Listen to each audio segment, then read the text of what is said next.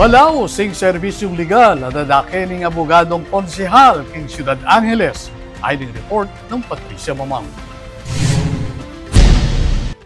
Ali e ganaganang kabalen ating malagwang akses king legal a konsultasyon no notaryo. Lakwas na nung biglaan ng pamangailangan. Maralas, limitado mo naman ang kebaluan nung nino'y gustong apekot nangan para king karelang kaso. Inya naman, meto nga makabaldugang kimut ing tataglos ng Councilor Attorney Jessel Ann Dayrit.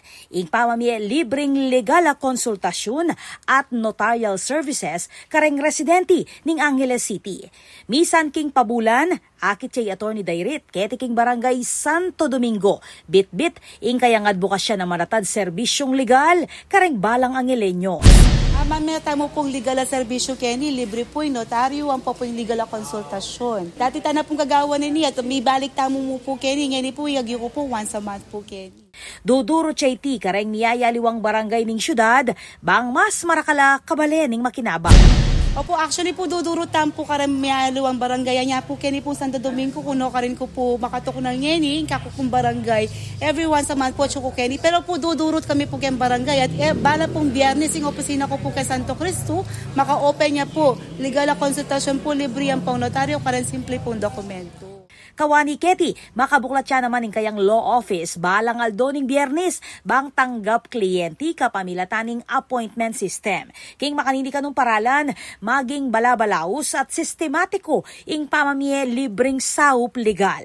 Para kang Dayrit, mo iti parti ng kayang obra bilang abogada nune metong panata bilang dating law enforcer. Meg Silbiati bilang pulis, ngeni meto nga konsehala, chairperson ning sangguniang panlungsod king Committee on Peace and Order. Bit-bit na pamurin ing malasakit, karas king kapayapan at hustisya.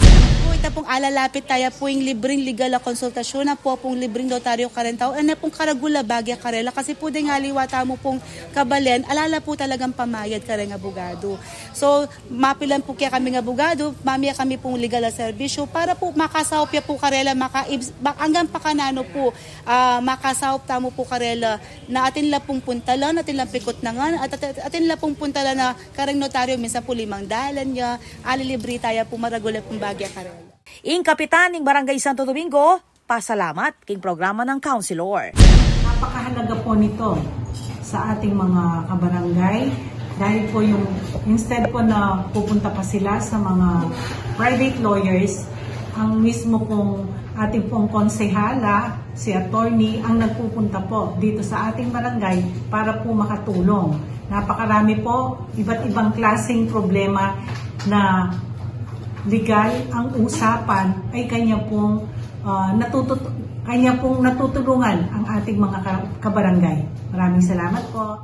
Para kareng residente, maragulyang kapasnawan ing serbisyong iti. Maragul kasawapan kaya kami taga Santo Domingo ing sawag ng Attorney Jessel Dayrit, lalo na kaya aming pakakanulo at pasalamat kami kay legal pisasabihan ang maging libriya kayo.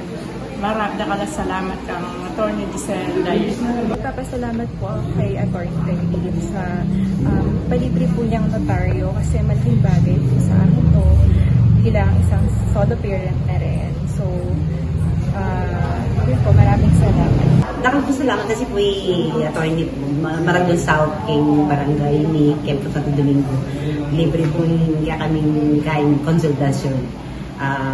Maragli po sa kasi magpungin kay. Ay po, pasalamat kayo po siya po kinasusopan.